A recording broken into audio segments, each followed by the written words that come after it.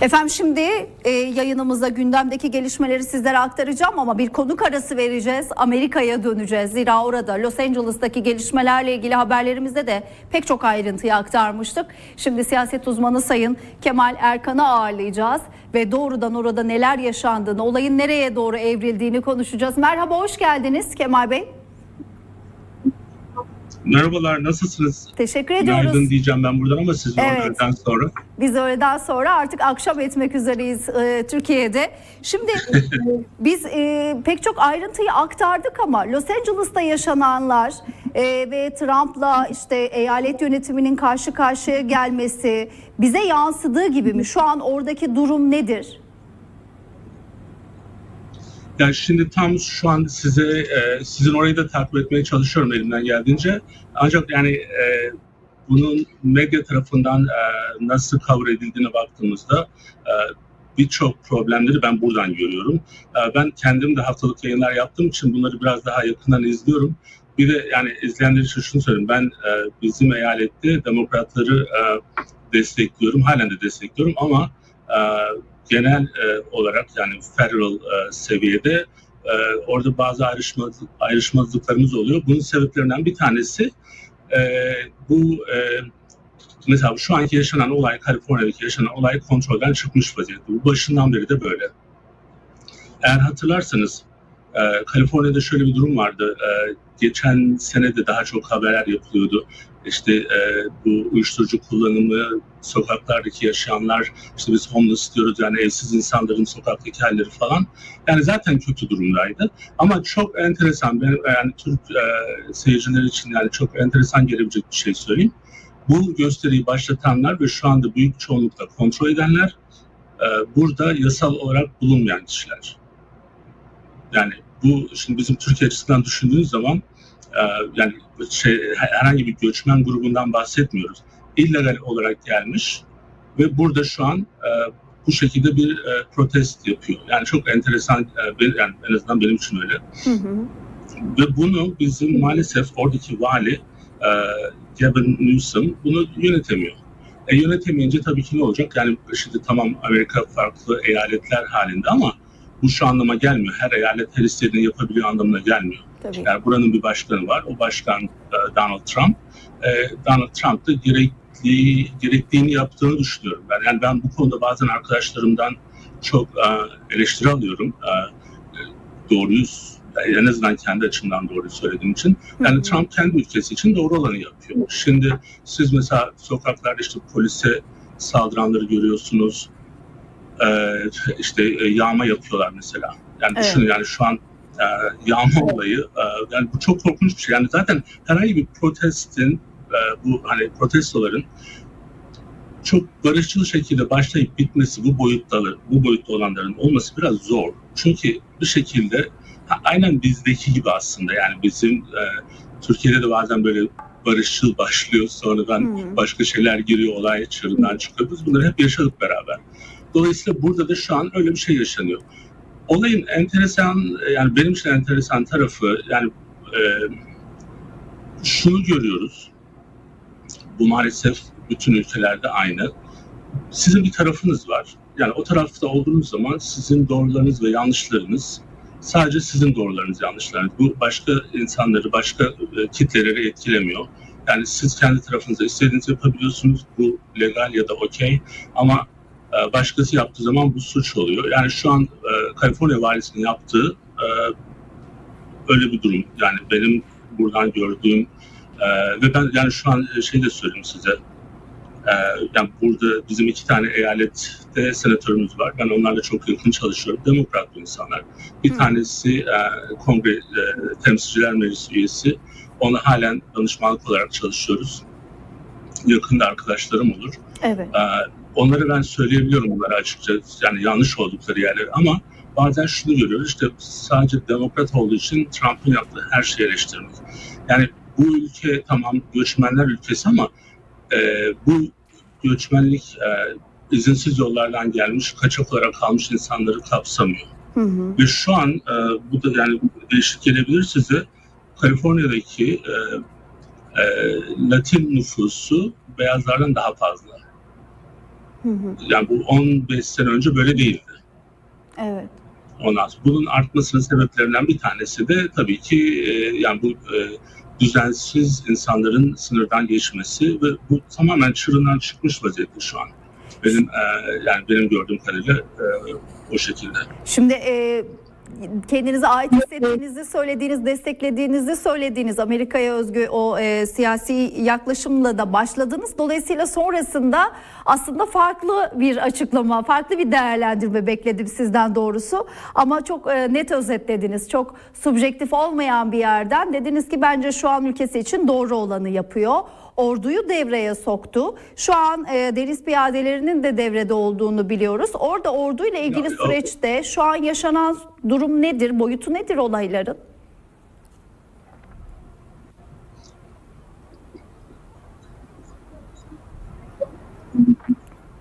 Ya ordunun bir şekilde yani federal hükümetin bir oraya direkt bir etkisi olabilmesi için tabii ki orduyu kullanması gerekiyor.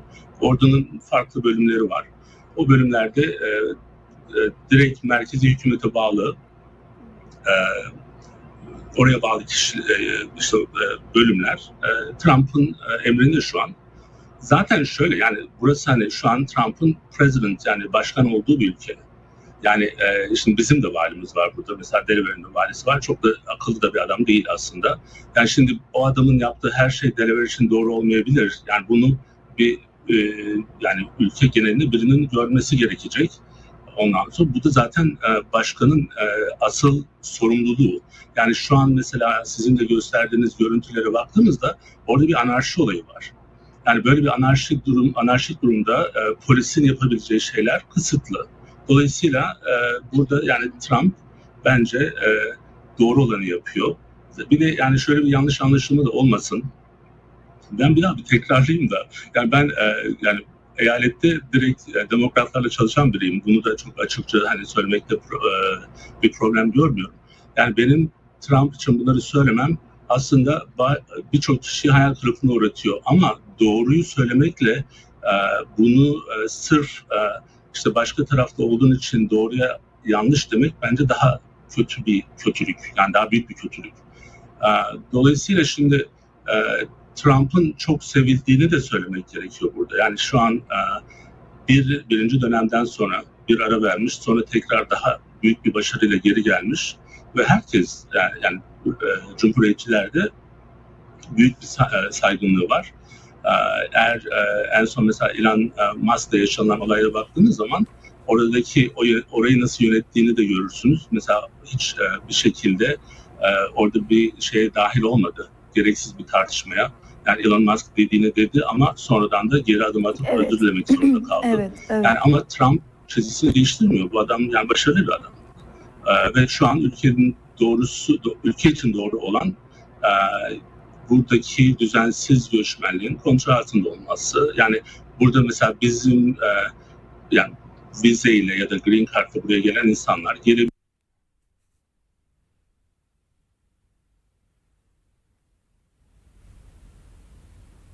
Bir teknik sorun yaşıyoruz. Konuğumuzu ağırlarken kendisi Amerika'dan bağlandı. Siyaset uzmanı Sayın Kemal Erkan. Arkadaşlarım yeniden bağlamaya çalışıyor. Şu an Los Angeles'taki gündemle ilgili Amerika'da yaşananları soruyoruz kendisine. Ve bence Trump kendi ülkesi için doğru olanı yapıyor dedi. Eyaletlerde demokratlarla yakından çalışan bir insan olarak bunu söylemem gerekiyor dedi. Ve protestolara müdahale noktasında da Trump'ın emrindeki, merkezi yönetimin emrindeki, çünkü eyalet polisinin yetersiz kalacağı bir nokta olduğu için de ordunun devrede olduğunu söyledi.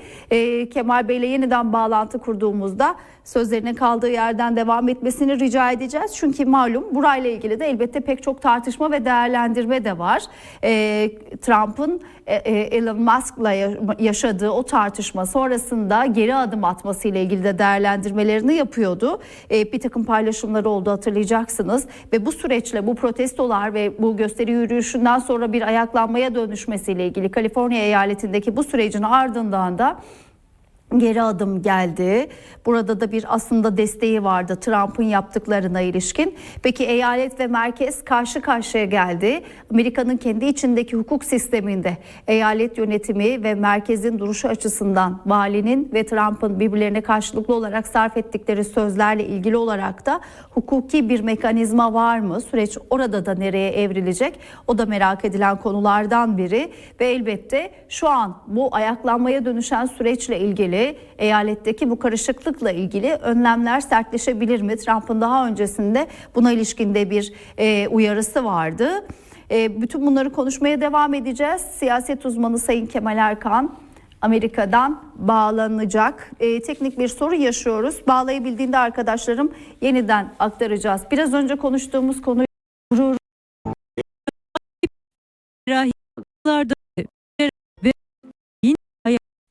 geldiniz. Bir edeceğiz. Amerika'dan bağlanıyor. Efendim bu haberimizin ardından yeniden konuğumuzu ağırlamaya devam edeceğiz. Amerika'dan bağlanıyor siyaset uzmanı Sayın Kemal Erkan. Yeniden hoş geldiniz. Bir teknik sorun yaşadık. Buyurun. Dedim yani Trump'ı çok övdüm diye beni yayından mı aldınız dedim Bengi Hanım. Nasılsınız tekrar? Estağfurullah. Hiç yapmayız öyle şeyler. Buyurun. Ben en son nerede kaldık bilmiyorum. Yani nerede kesildi tam bilmiyorum ama sadece şeyden bahsediyordum. Yani Trump'ın şu an ülkedeki yaşanan şeyleri iyi yönettiğini ve taraftarlarının çok olduğunu, bunun bazen hani bizim liberal medyayı söyleyeceğim, Amerika için söylüyorum, bunu bu şekilde yansıtmadığını ama Trump'ın başarılı bir başkan olduğunu, yani bu bir gerçek, bunu kabul etmemiz gerekiyor. En azından benim gördüğüm ve ben bunu söylerken az önce kesilmeden önce bu şeyi anlatmaya çalışıyordum size. Yani ben burada demokratlarla çalışıyorum. Yani öyle çalışıyorum derken ben bunların finans komitesindeyim, danışmanlık komitesindeyim ve bunu ben rahatlıkla onlara söyleyebiliyorum. Yani şimdi eğer sizin ülkenizde, yani sizin ülkenizde derken yani herhangi bir ülke için söylüyorum, Türkiye'de bizim ülkemiz, bu şekilde şu gördüğünüz görüntüler yaşanıyorsa ve vali işini yapmıyorsa tabii ki merkezi hükümet buna bir şekilde ordu vasıtasıyla, ordunun farklı yapılarıyla müdahale edecek. Çünkü bu artık şeyden sadece bir protesto ya da araç yakma değil, yani burada yağmalama oluyor ve bu olay büyüyebilir eğer çok sıkı bir önlem alınmazsa. Zaten bizim yani Kaliforniya'daki vali biraz yani seçilmesine rağmen gevşek bir adam, bu konularda biraz ciddiyetsiz bir adam, ama maalesef Kaliforniya'da fully demokrat olduğu için yani onların da kaderi o, yani onu da idare ediyorlar ama Kaliforniya Amerika'nın bir parçası. Dolayısıyla bunun başka bir şekilde değerlendirilmesi ya da merkezi hükümetin işini yapmaması mümkün değil. Şunu yani, da sormak isterim tam bu noktada. Vali ile Trump arasındaki sert cümlelere de biz tanıklık ettik. Bize de yansıdı. Şimdi hukuki olarak da burada bir süreç işleyebilir mi? Amerikan hukuk sisteminde nedir oradaki kurallar? Siz dediniz ki aslında vali işini yapma noktasında daha gevşek davranabiliyor. Dolayısıyla da Trump müdahale ediyor. Şimdi orada da birbirlerine sert cümleler de sarf ettiler. Bundan sonraki süreçte destekçileri açısından da aslında küçük bir ipucu da verdiniz ama hukuki süreç noktasında hangi seçenekler oluşabilir önlerinde? Ya şu an bu vali Newsom bir dava açmış. Yani bu dava mahkeme tarafından kabul edildi mi edilmedi mi ondan en son haberlerde yok o. Ama yani böyle bir dava açmış. Ama Trump'ın verdiği bu orduyla ilgili verdiği emirler doğrultusunda merkezi mahkeme, yani federal mahkeme Trump'ı destekliyor şu an ve Trump'ın dediklerinin yapılmasıyla ilgili onayını veriyor.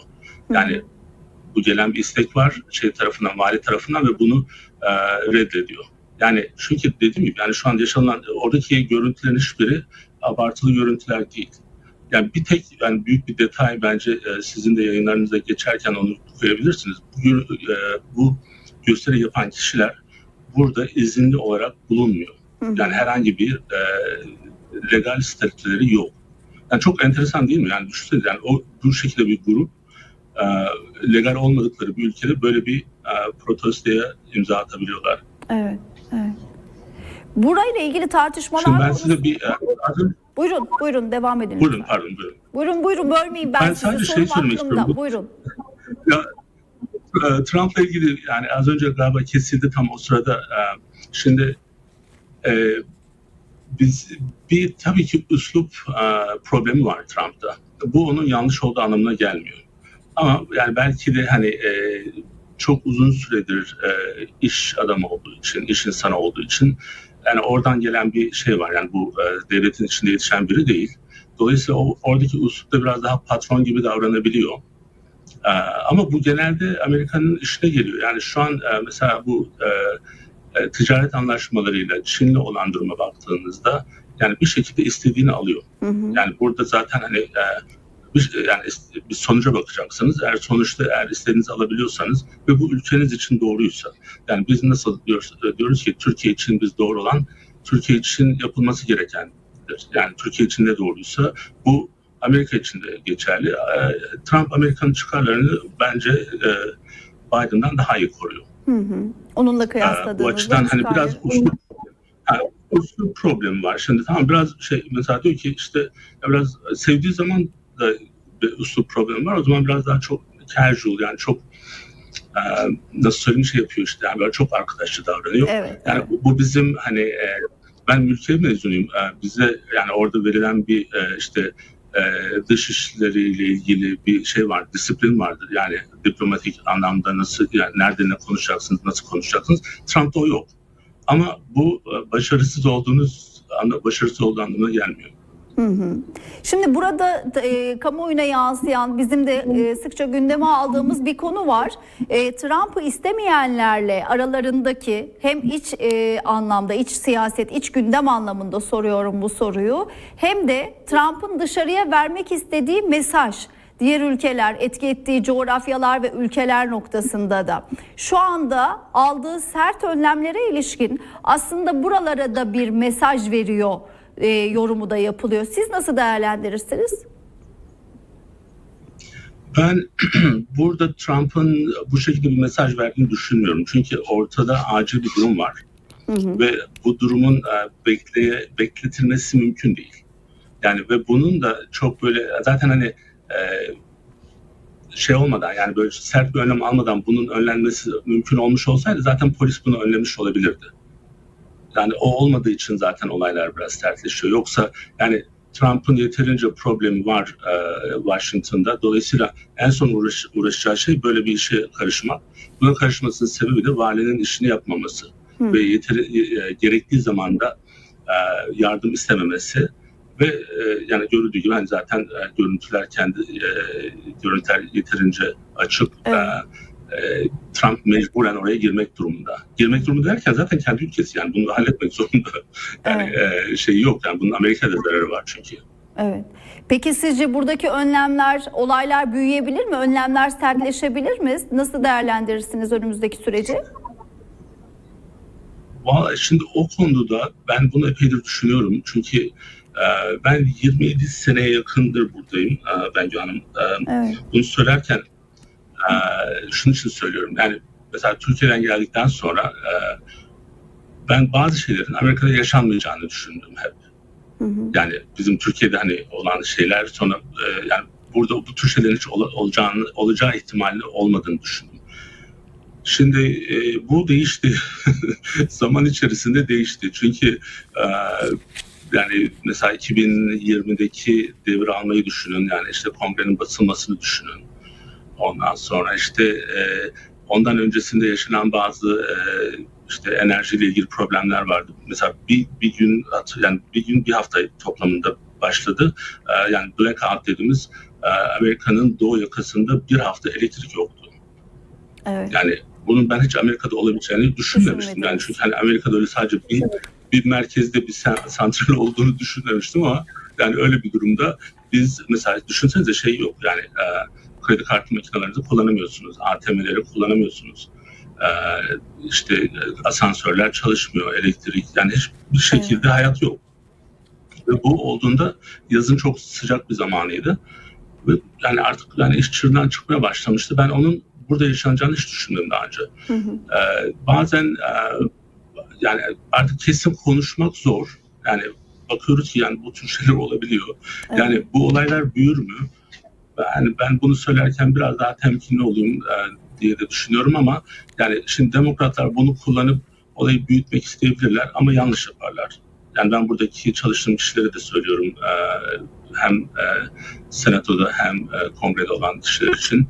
Yani buradaki yani burada yanlış bir iş var. Yani ülke için yanlış bir iş var. Buradan çıkış noktası buradan giderse zaten onun önüne almaları zor olur ve bunun bedelini çok büyük bir şekilde Amerika öder. Dolayısıyla ben umut ediyorum ki yani 2-3 hafta içerisinde bunları unutmuş oluruz. Ama tabii ki her ihtimal mümkün. Mümkün. Şimdi tam aslında biraz önceki sorumla aslında bağdaşan da bir şey söylediniz. Dediniz ki demokratlar olayların büyümesini aslında isteyebilir. Burayı biraz harlayabilirler. Dolayısıyla söylemek istediğim de tam o noktadaydı. Muhalifler açısından bir mesaj, buraya sert müdahalelerde bulunması, muhaliflere ilişkinde bir mesajı mı anlatıyor demek istemiştim. Anlıyorum. Orada şöyle söyleyeyim. Ben dediğinizi anlıyorum. Sadece hani bu şekilde müdahale edilmesi, bu seviyede müdahale edilmesi bir mesaj anlamlı mı yoksa olayın çözümü anlamlı mı, amaçlı mı? Yani Evet. bence olayın çözümü amaçlı. Bu birinci derece. Ama tabii ki bunu yaparak zaten bazı şeylerin önünü kestiği için bir şekilde öbür tarafa da mesaj vermiş oluyor aslında. Evet. Yani böyle bir şeyler yaşanırsa. Ama o yani birinci önceliği değil. Çözüm bulmaya Onu çalışıyor söylemeye ama bir yandan da mesajını da yerine ulaştırıyor olabilir, değil mi? Evet, Değerlendirmenize aynen. göre. Çok teşekkür ediyorum. Eklemek Şimdi ben istediğiniz bir şey? Buyurun. Az önce söylerken sanıyorum kesildi. Eğer tekrarı olursa siz bana söyleyin. Yani Trump konusunda biraz daha ben taraftarıyım. Hani Türkiye açısından bakıyorum. Ben birkaç daha önceki yayınlarda katıldığımda da aynı şeyi söylemiştim. Ocaktan beri de hep aynı şeyi söylüyorum. Yani bu Türkiye açısından yani Trump mı Biden mı o bizi nasıl etkiliyor? Burada yaşananlar bile şu an. Yani Trump'ın Türkiye'ye karşı en azından şimdi bu dönemde çok daha açık net bir sevgisi var. Ve desteği var. Yani bunun için bu önemli. Yani Türkiye için bu önemli. Dolayısıyla biraz da benim herhalde sempatim o yüzden artıyor. Yani çünkü mesela bir Biden düşünün, işte 2019'daki Harvard'da yaptığı bir özel bir, yani gizli değildi ama özel bir toplantıda yani Türkiye'deki işte muhaliflerle işte beraber olup işte Türkiye'yi devleti devireceğiz, yani hükümeti devireceğiz diyen bir Biden'dan şu an Türkiye'yi bütünüyle destekleyen bir Trump var ve o bizim için anlamlı ve önemli, Türkiye için. Dolayısıyla ben biraz daha hani kredisi bende biraz daha fazla. Bir de size ben şöyle bir şey daha söyleyeyim. Buyurun. Bu en son Elon Musk'la yaşadığı olayı bir düşünün. Oradaki olayı nasıl yönettiğine baktım ben. Yani biraz da yani bu insan davranışlarıyla ilgili hem ilgim var hem de işimin parçası sağlıkçı olduğumuz için. Orada mesela şöyle bir durum var. Elon Musk mesela dengesiz hareketler yaptı. İşte 1-2 gün bir tweetler attı. Evet. Trump hiç çizgisini bozmadı. Ve sonra Elon Musk geri gelmek durumunda kaldı. Yani şimdi Trump böyle bir adam. Yani bu krizleri iyi yönetebilen. Bir de yani dostane bir insan genel olarak. Yani şimdi tamam biz patron tarafını görüyoruz. Biraz böyle hani çok cutthroat diyoruz biz ona. Yani çok çok keskinmiş gibi de. Ama öyle değil. Şimdi bu adamın 3 tane karısı var. 5-6 tane çocuğu var onlardan. İşte damadı mesela başka bir dine mensup. Yani aslında hayatın her şeklini yaşamış biri. O yüzden hani tek bir çizgide olup da sadece tek bir şey temsil etmiyor. Sadece biraz imajı belki hani o şekilde anlaşılıyor ama bence hem Amerika için doğru olanı yapıyor hem de bizim kendi ülkemiz için, Türkiye için bence iyi bir fırsat bu 4 sene. Çok teşekkür ediyorum Kemal Bey, katkılarınız için, değerlendirmeleriniz için. Oradaki gelişmeleri sizinle takip etmeyi isteriz. Sağ olunuz. Çok teşekkür ediyorum. Rica ederim. Teşekkür ediyorum. İyi yayınlar. Teşekkür ediyoruz. Çok sağ olun. Değerli izleyiciler, siyaset uzmanı Sayın Kemal Erkan'ı ağırladık. Amerika'dan bağlandı ve haberlerimizde de sık sık aktardığımız Kaliforniya eyaletindeki o gelişmelerle ilgili süreci, oradaki yansımaları, Vali ile Trump arasındaki karşılıklı sözleri, sert sözlerde sarf edilmişti. Onunla ilgili de süreci değerlendirdi kendisi. Tekrar kendisine çok teşekkür ediyoruz ve gündemden bir başka haberi aktaracağız.